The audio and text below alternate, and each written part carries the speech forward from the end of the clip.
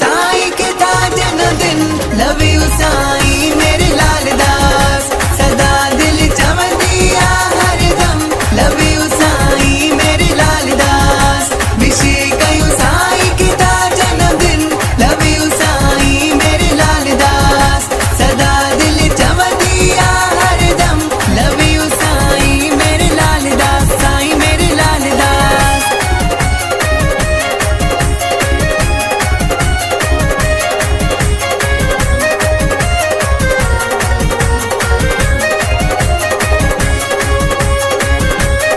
सिर्फ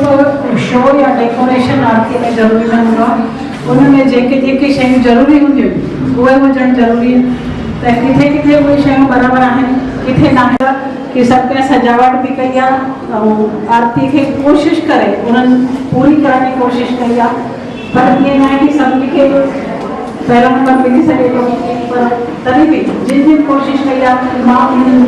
जो अभिनंदन कयां थी। सभी माताओं बहनों के पहले तो बधाई तो बिफोर चेटी चंदू इनमें फर्स्ट सेकंड या थर्ड या कोई ना भी अची सके वो मायने ना तो रखे, मायने यो आ कि ता हिम्मत करे पार्टिसिपेट करो था, ये सब वाली गाल और रही आपके में दीदी बुधाया भाई